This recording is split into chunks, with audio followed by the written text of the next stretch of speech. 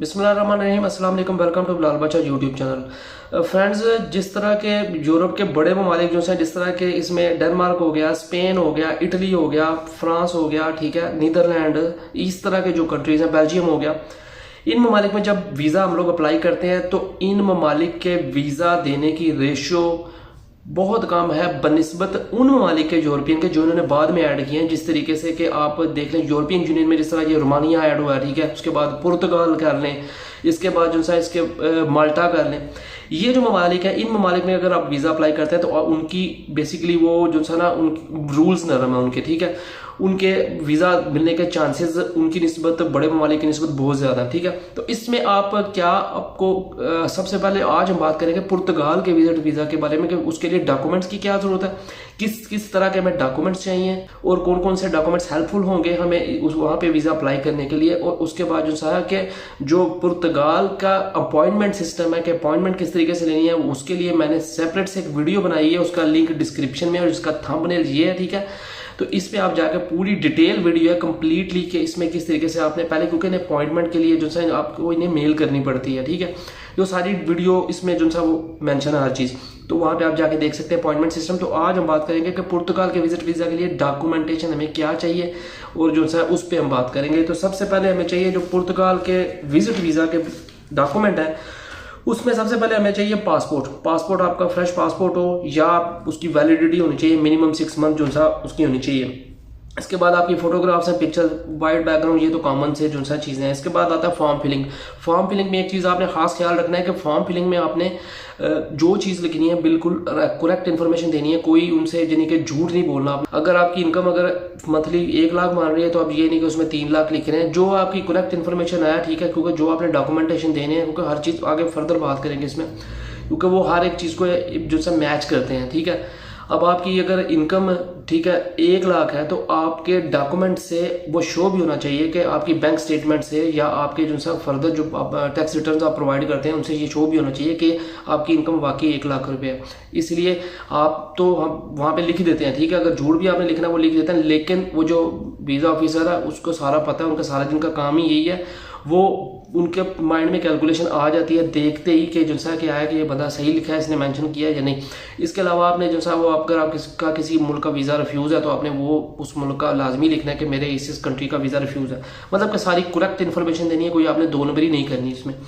दूसरे नंबर पे आती है, इसकी तीसरे नंबर पे आती है बैंक स्टेटमेंट। बैंक स्टेटमेंट आपकी इस तरह की होनी चाहिए कि बिलफर्ज आपका पुर्तगाल का विजिट वीज़ा आपका अगर लगता है और आपने मतलब वहाँ पे आप जाते हैं तो आपका अगर 4 लाख अगर आपका खर्चा आता है आने जाने का, तो उसमें आपके अकाउंट में कम से कम 12-15 लाख रुपए होने चाहिए, ठीक है, 15 लाख होने चाहिए। अब तो पाकिस्तान की करेंसी वैसे भी बड़ी डिवैल्यू हो गई है, मतलब जो आपका इंटायर जो सा ट्रिप है उसमें आपने उसको आप जो कॉस्ट आनी है उसको आप 4 से मल्टीप्लाई कर दें और उतनी अमाउंट आपके अकाउंट में आनी चाहिए। उसके बाद बैंक स्टेटमेंट आपकी इस तरह नहीं होनी चाहिए कि किसी से पैसे पकड़े और जनाब आपने अकाउंट में 15 लाख 20 लाख डाल दिया, ऐसा नहीं करना, क्योंकि आपकी ट्रांजैक्शंस जो होनी चाहिए, आपका अगर कंपनी अकाउंट है तो कंपनी अकाउंट एक सेपरेट है और जो सा अपना पर्सनल अकाउंट है वो सेपरेट है, ठीक है।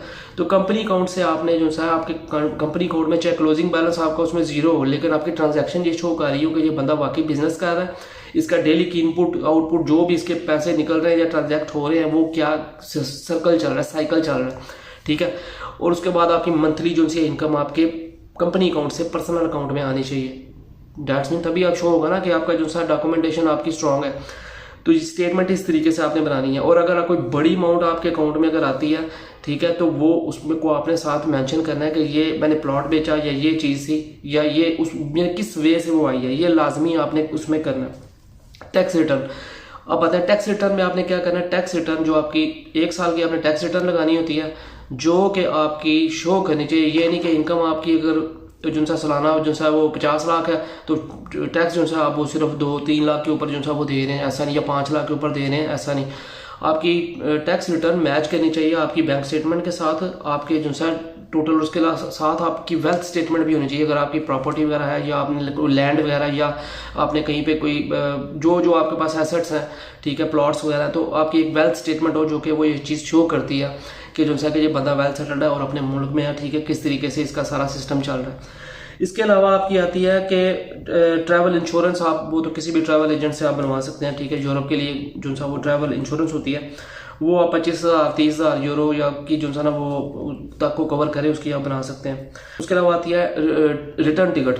रिटर्न टिकट आपने आपकी बहुत सारी टिकट होनी चाहिए कि आपने यानी कि जाना तो वहाँ पे आप जाके वापस भी आना है। उसको जो आपका वीज़ा ऑफिसर है उसको ये बावर आपने करवाना है कि मैं जो है वहाँ पे जाऊँगा और जाके पाकिस्तान वापस अपने मुल्क आऊँगा, ठीक है। इसलिए आपकी टिकट लाजमी रिटर्न होनी चाहिए। होटल बुकिंग होनी चाहिए। अगर आपके पास वहाँ पे आपका कोई दोस्त है जानने वाला तो उसका टोटली आपने एड्रेस वगैरह सारा उसकी डिटेल देनी कि वो वहाँ पे क्या करता है वट एवर सारा। और अगर आपका कोई नहीं है वहाँ पे तो फिर आपने वहाँ पे आपने जो सा टोटली डिटेल देनी है।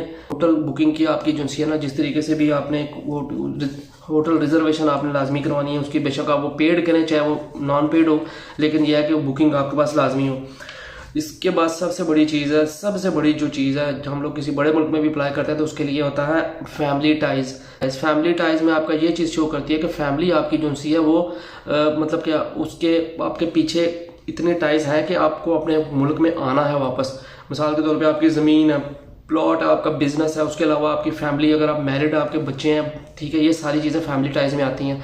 उसके अलावा आपकी अगर व्हीकल्स वगैरह गाड़ी जो जो आपके पास हैं वो चीज़ें आपने साथ अपनी उसमें मेंशन करनी है कि ये चीज़ें मेरे पास हैं, या मेरे पास इतनी वेल्थ के प्लॉट हैं, या इतनी वेल्थ की मेरे पास वो ज़मीन है, जो कुछ भी आपके पास है वो आपकी जो है टाइज शो करती हैं। आपके रिश्ते, ठीक है, ये सारी चीज़ें फैमिली टाइज में शो करती हैं। ये सारे के सारे डॉक्यूमेंट्स हैं, कोई इतने मुश्किल डॉक्यूमेंट्स नहीं है, लेकिन यही डॉक्यूमेंट जब अब हम लोग लगाते हैं ना बड़े मुल्कों के लिए तो उसमें वीज़ा रेशो हमारी कम है, चाहे अगर आप उस काबिल हो भी तब भी। क्यों?